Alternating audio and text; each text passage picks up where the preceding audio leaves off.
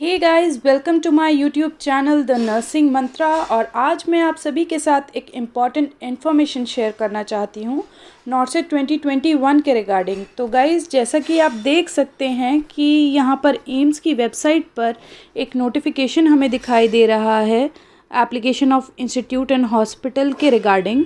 तो चलिए इस लिंक को ओपन करके देख लेते हैं और देखते हैं कि क्या नोटिफिकेशन है। तो फ्रेंड्स, जैसा कि आप लोग देख पा रहे हैं कि नॉर्सेट का जो नोटिफिकेशन था 15 दिसंबर 2021 को जो रिज़ल्ट डिक्लेयर किया था एम्स ने नॉर्सेट 2021 का, तो उसमें जितने भी क्वालिफाइड कैंडिडेट्स हैं उनके लिए एम्स ने एक पैनल ओपन किया है, जहां पर आप लोग जाकर अपना इंस्टीट्यूट का चॉइस फिलिंग कर सकते हैं। और जिसके लिए उन्होंने एक टाइम पीरियड दिया है 4 जनवरी से लेके 10 जनवरी तक। 10 जनवरी 5 PM तक आप अपनी चॉइस फिलिंग कर सकते हैं according to your preferences of institute. And चलिए थोड़ा इसको और समझते हैं कि ये प्रोसीजर आपको कैसे करना है। तो सबसे पहले एम्स की वेबसाइट से रिक्रूटमेंट सेक्शन में जाके आप नर्सिंग ऑफिसर वाले लिंक को क्लिक करेंगे एंड देन वहाँ से फर्दर नर्सिंग ऑफिसर लिंक से आप नॉर्सेट 2021 का लिंक क्लिक करेंगे, जो कि मैंने यहाँ पे एरो से हाईलाइट किया हुआ है। इस लिंक को आपको ओपन करना है और उसके बाद अपना कैंडिडेट लॉगिन करना है। तो मैं यहाँ पर आपको करके दिखा देती हूँ। जैसा कि आप देख पा रहे हैं कि मैंने यहाँ पर अपना कैंडिडेट लॉगिन कर दिया है और उसके बाद अब मैं इसमें फ़र्दर क्या प्रोसीजर करना है माय पेज पे जाके वो मैं देख लेती हूँ। तो यहाँ पर ये माय पेज ओपन हो गया एंड माय पेज में जैसे मैंने नीचे स्क्रॉल किया तो मुझे एक ऑप्शन दिखाई दे रहा है यहाँ पे, online application and institute allocation, click here. तो चलिए देखते हैं कि अब आगे इसको क्लिक करने के बाद हमें क्या करना है। अब मैं फ़र्दर इस ऑप्शन को क्लिक करने जा रही हूँ एंड यहाँ पर हमारे सामने एक पेज ओपन हो गया है, नॉर्सेट 2021 कैंडिडेट लॉगिन। फ्रेंड्स, मैं आपको बता दूँ, क्योंकि मैं इस पेज पे पहले एक बार लॉगिन कर चुकी हूँ तो ये पेज मेरे लिए इस तरीके से खुल रहा है। लेकिन अगर आप इस पे फर्स्ट टाइम लॉगिन करेंगे तो ये आपको थोड़ा सा डिफरेंट दिखाई देगा। इसमें आपकी कुछ डिटेल्स मांगेगा और वो डिटेल्स जैसे ही आप एंटर करेंगे तो आपके रजिस्टर्ड ईमेल आईडी और फ़ोन नंबर पे एक ओटीपी आपके पास रिसीव होगा। वो ओटीपी आपको यहाँ पर एंटर करना होगा और जब वो ओटीपी आप एंटर करेंगे तो ये आपसे एक पासवर्ड जनरेट करने के लिए बोलेगा। वो पासवर्ड आप कुछ भी रख सकते हैं, चाहे आप अपना प्रीवियस पासवर्ड रिपीट कर सकते हैं या कोई नया पासवर्ड बना के इसमें फिर आप लॉगिन कर सकते हैं। और जैसे ही आप लॉगिन करेंगे तो इस तरीके से एक पेज खुल के आपके सामने आएगा, जिसमें आपको साइड में कुछ ऑप्शंस दिख रहे होंगे, instructions, apply for institute, important dates, important information and contact us. तो सबसे पहले जो ऊपर इंस्ट्रक्शंस दिए हुए हैं उनमें इन्होंने पूरा प्रोसीजर समझाया है एम्स ने कि कैसे आपका जो भी एप्लीकेशन है नॉर्सेट के अंडर आपको कैसे करना है अपनी रैंक के अकॉर्डिंग, जो कि 3 स्टेजेस में डिवाइडेड है। स्टेज 1 में आपको इंस्टीट्यूट के लिए अप्लाई करना है।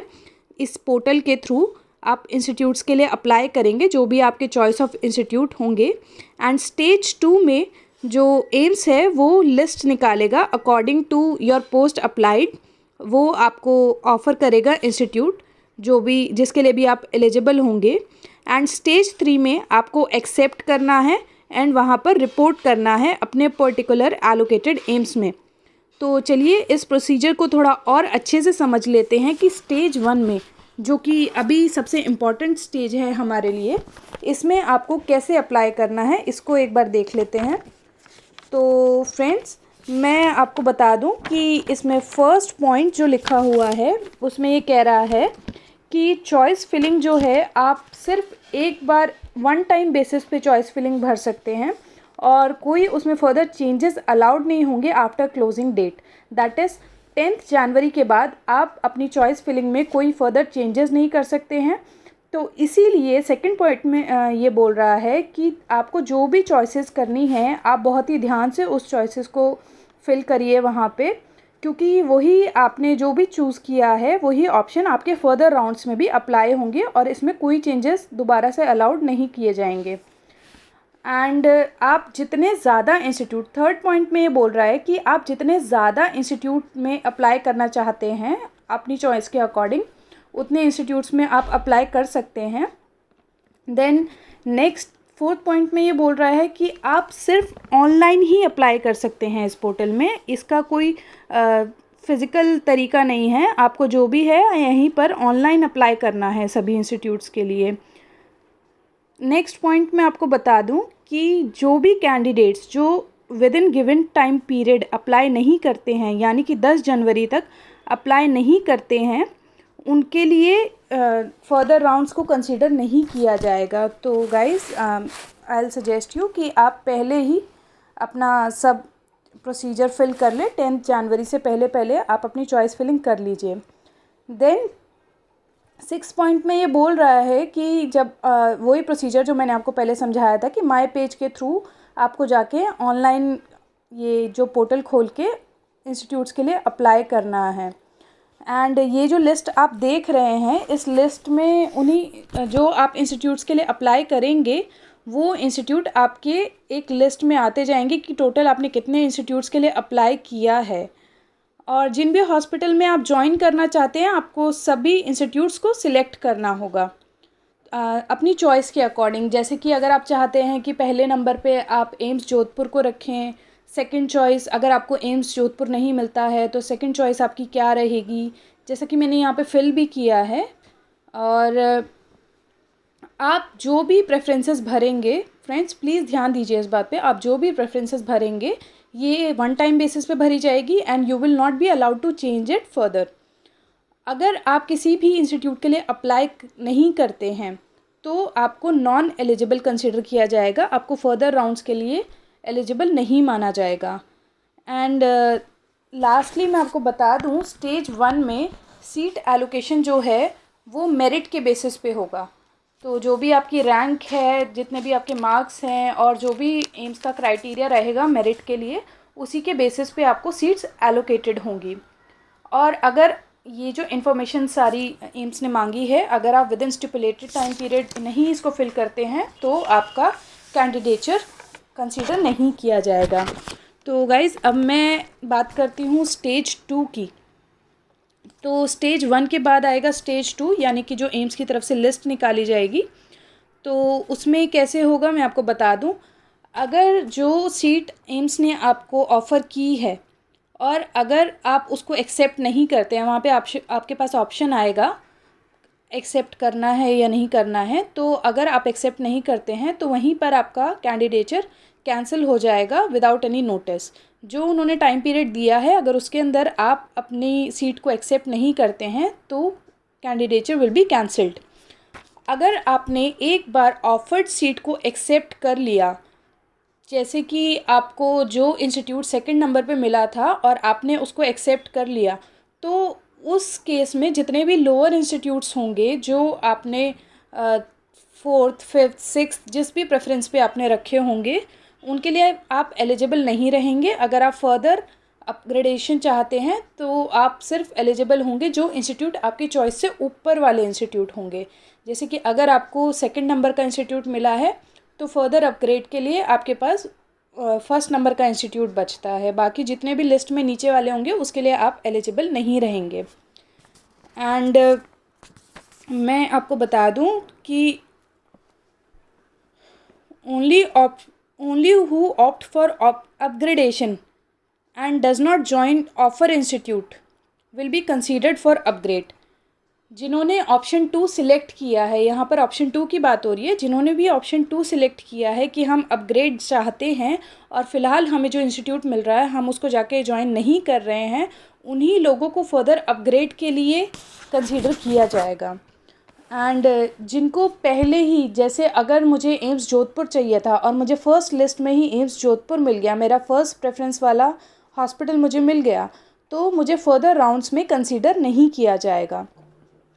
एंड गाइस मैं आपको बता दूं कि जो भी जिसको भी इंस्टीट्यूट की एलोकेशन हो रही है, अगर वो कोई डॉक्यूमेंट्स जो कि आपके स्पेसिफ़िक एम्स द्वारा मांगे गए हैं या फिर स्पेसिफ़िक इंस्टीट्यूट आपको जहाँ पर भी मिल रहा है उनके द्वारा जो मांगे गए हैं, अगर आप प्रॉपर डॉक्यूमेंट्स प्रोड्यूस नहीं करते हैं तो आपका कैंडिडेचर कैंसिल हो सकता है किसी भी स्टेज पे।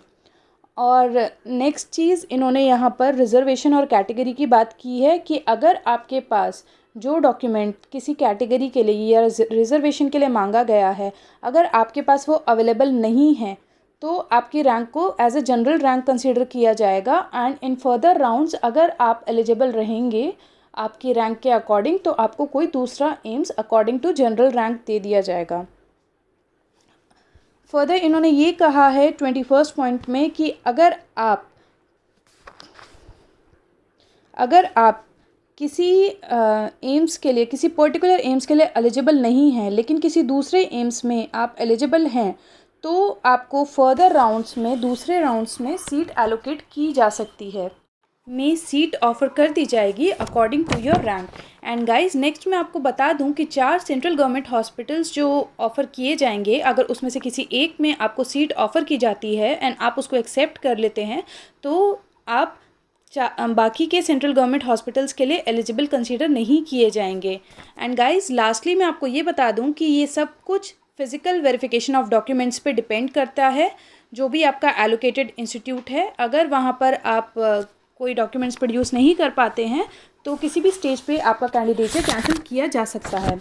गाइस नेक्स्ट हम बात करते हैं स्टेज 3 की, जो कि है हमारा acceptance and reporting by the candidate. Now guys ये बहुत ही इम्पॉर्टेंट बात है समझने वाली कि यहाँ पर हमारे पास 2 ऑप्शन हमें बताए जा रहे हैं कि ऑप्शन 1 एंड ऑप्शन 2। तो समझते हैं कि ऑप्शन 1 एंड 2 क्या है। ऑप्शन 1 कहता है कि accept and report and do not want any upgradation, यानी कि आपको जो सीट ऑफ़र की गई है आप उसके साथ खुश हैं, आप उस सीट को एक्सेप्ट करते हैं एंड आप इसमें फ़र्दर कोई चेंजेस नहीं चाहते हैं। आपको जो चाहिए था, फॉर एग्जांपल आपको एम्स जोधपुर चाहिए था, आपको वो मिल गया, आप उसको एक्सेप्ट करते हैं एंड जब भी एम्स जोधपुर आपको रिपोर्ट करने के लिए बताएगा अपनी वेबसाइट पे, आप जाके अकॉर्डिंगली वहाँ पर रिपोर्ट करेंगे। लेकिन अगर आप ऐसा नहीं करना चाहते हैं, मान लीजिए कि आपको चाहिए था एम्स जोधपुर और आपको मिल रहा है एम्स दिल्ली, तो अब आप ऑप्शन 2 की तरफ जाते हैं। और ऑप्शन 2 में क्या है कि मैं अपग्रेड चाहता हूँ, आई विल वेट एंड जब तक मुझे एम्स जोधपुर ऑफ़र नहीं हो जाता है तब तक मैं ज्वाइनिंग नहीं करूँगा। तो इस केस में वहाँ पर आपको डॉक्यूमेंट्स अपलोड करने के लिए कहा जा सकता है। आप अपने डॉक्यूमेंट्स अपलोड कर देंगे और आप वेट करेंगे अपना अपग्रेड होने तक का, मतलब कि फर्दर राउंड्स ऑफ काउंसलिंग का आप वेट करेंगे। इसमें ये होगा कि पहले जो इंस्टीट्यूट आपको मिल रहा है वो, उसके लिए आप एलिजिबल नहीं रहेंगे। अगर आपको जैसे एम्स न्यू दिल्ली मिल रहा है, नेक्स्ट राउंड में हो सकता है कि आप उसके लिए एलिजिबल ना रहें अगर आपको एम्स जोधपुर, जो कि आप चाह रहे थे ऑप्शन 2 में, अगर आपको वो मिल जाता है तो। और जब वहाँ पर आपको फिर ज्वाइन करना होगा तो अकॉर्डिंगली जो भी वहाँ के प्रोसीजर्स होंगे वो आपको फॉलो करने होंगे। लेकिन अगर आप इसमें से ऑप्शन 1 और 2 में से कुछ भी अगर सिलेक्ट नहीं करते हैं, दोनों में से कोई ऑप्शन नहीं लेते हैं, तो वहाँ पर आपका कैंडिडेचर जो है वो कैंसिल कंसीडर किया जाता है, आपको कोई इंस्टीट्यूट ऑफ़र नहीं किया जाएगा। तो गाइस मैं सजेस्ट करूँगी कि जो भी ऑप्शन आपको चूज़ करना है वो within given date and time आप प्लीज़ सिलेक्ट कर लें ताकि आपका कैंडिडेचर कैंसिल ना हो। नेक्स्ट हम बात करते हैं, ये हमें दिख रहा है ऑप्शन 1, जो 25th पॉइंट पे जो ऑप्शन 1 लिखा हुआ है।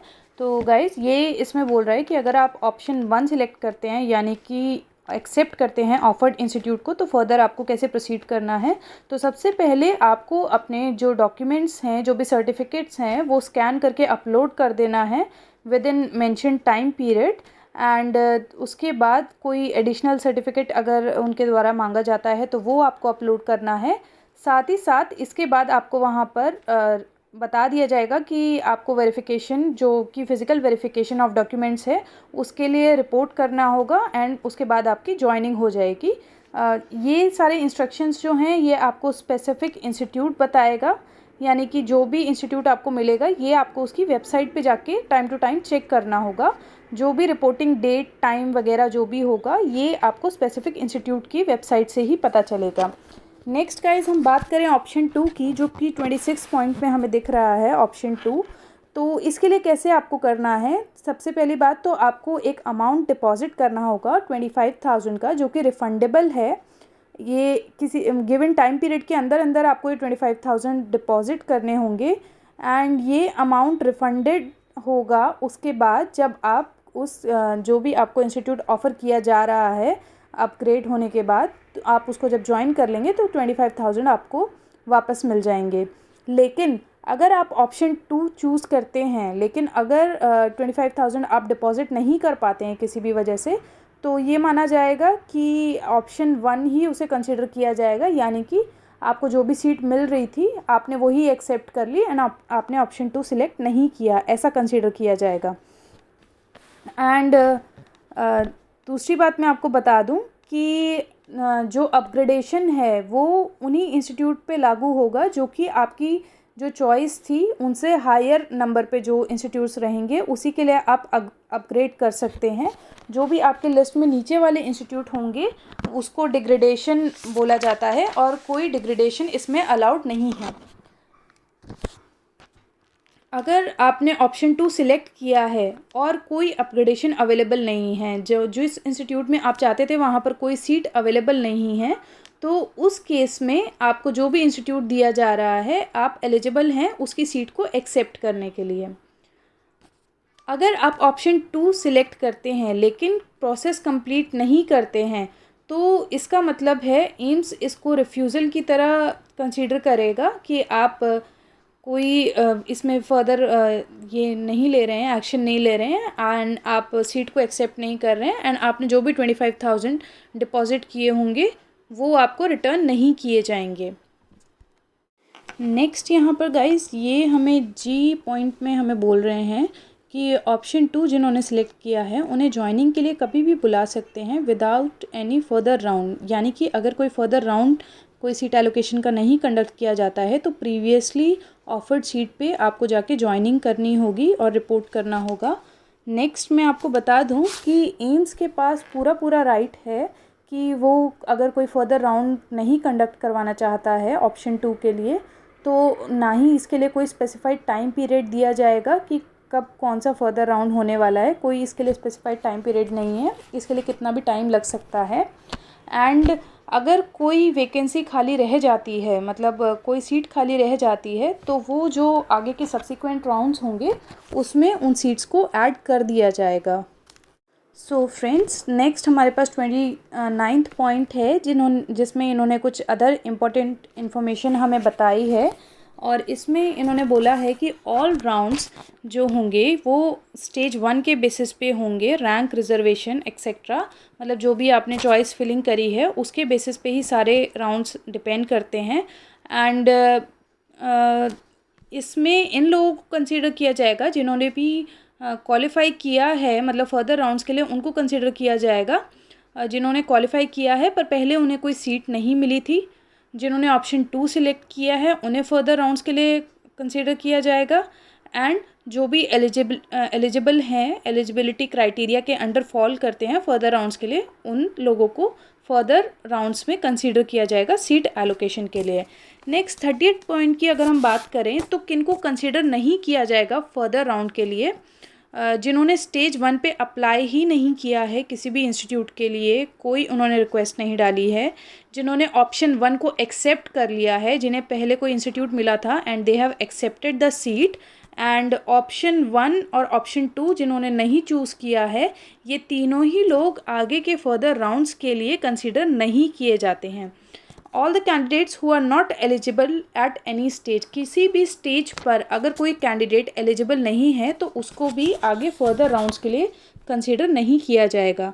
31st पॉइंट की अगर हम बात करें गाइस, तो ये कहना चाहता है कि ऑप्शन 2 जो है वो ऑप्शन 1 में कंसीडर कर दिया जाएगा on the last offered seat at end of round. जैसे कि जो फर्दर राउंड्स जो होने थे जब वो ख़त्म हो जाएंगे तो जो ऑप्शन 2 वाले जो लोग हैं उनको लास्ट ऑफर्ड जो भी सीट होगी वो एज अ उनका ऑप्शन 1 मानी जाएगी कि यही उनका ऑप्शन 1 था। तो उनको ऑप्शन 1 के अकॉर्डिंग अपनी सीट को एक्सेप्ट करना है और जो भी उनका ऑफर्ड इंस्टीट्यूट है वहाँ पर जाके उन्हें ज्वाइनिंग करनी है। जो ऑप्शन 1 जिन्होंने सिलेक्ट किया है उन्हें गिवन टाइम पीरियड में अकॉर्डिंग टू देयर इंस्टीट्यूट अपना इंस्टीट्यूट जाके ज्वाइन कर लेना है। एंड 35th पॉइंट में ये हमें कह रहे हैं गाइस, ये जितना भी प्रोसीजर है ये सब प्रोविजनल है जब तक कि आपका पूरा डॉक्यूमेंट वेरिफिकेशन नहीं हो जाता है with in specified time period. तो इसमें किसी भी तरीके से आप अपना कैंडिडेचर क्लेम नहीं कर सकते हैं जब तक आपका इंस्टीट्यूट आपको प्रॉपरली ऑफ़र नहीं कर देता है अपॉइंटमेंट। एंड लास्ट मैं आपको बताऊंगी गाइस कि ऑप्शन 1 जिन्होंने भी सिलेक्ट किया है, जो भी सिलेक्ट करेंगे मतलब आगे फर्दर राउंड्स में, उन्हें अपने डॉक्यूमेंट्स जो कि इस लिस्ट में एक लिस्ट दी हुई है यहाँ पे जैसा कि आप देख सकते हैं, इस लिस्ट के अकॉर्डिंग आपको डॉक्यूमेंट्स अपलोड करने होंगे इस पोर्टल में। एंड फर्दर आपको एम्स की तरफ से गाइड कर दिया जाएगा कि आपको किस तरीके से आगे प्रोसीड करना है। एंड ये इन्फॉर्मेशन थी गाइस सारी इससे रिलेटेड। आगे आप देख सकते हैं कि एम्स ने ये जो ऑप्शंस दिए हुए थे साइड में, इसमें इंपॉर्टेंट डेट्स में इन्होंने हमें बताया है कि 4 जनवरी से 10 जनवरी के अंदर अंदर हमें अपने इंस्टीट्यूट्स में अप्लाई कर देना है। नेक्स्ट हमारा है इम्पॉर्टेंट इन्फॉर्मेशन, और इम्पॉर्टेंट इन्फॉर्मेशन में इन्होंने हमें ये पूरा ब्रोशर दिया था जो कि अभी अभी मैंने आपको सारा रीड आउट किया है जिसके पॉइंट्स। एंड इसके बावजूद अगर आपको कोई डाउट आता है तो लास्ट में इन्होंने एक पोर्टल दिया है कॉन्टैक्ट अस का, आप उस पोर्टल पे क्लिक कर सकते हैं एंड उस पे जाके आपको प्रोसीजर से रिलेटेड कोई भी क्वेरी है, कुछ भी डाउट है, यहाँ पर ये जो नीड हेल्प का आपको ऑप्शन दिखाई दे रहा है, आप इसमें अपनी क्वेरी सबमिट कर सकते हैं एंड एम्स से आप डायरेक्टली बात करके पता कर सकते हैं कि कैसे आपको फर्दर इसमें प्रोसीड करना है। सो गाइज़, आई होप आपको मेरा वीडियो पसंद आया होगा एंड आपको इससे काफ़ी इन्फॉर्मेशन मिलेगी। तो मैं यही कहना चाहूँगी, please do share my video and मैं आशा करती हूँ कि आपको मेरी वीडियो पसंद आई होगी एंड आप इसको आगे फॉरवर्ड करेंगे एंड जिनको भी इसकी ज़रूरत होगी आप उन तक पहुँचाएँगे। Kindly do subscribe to my channel ताकि आपको फ्यूचर में ऐसी ही और इम्पॉर्टेंट इन्फॉर्मेशन मिलती रहे। Thank you.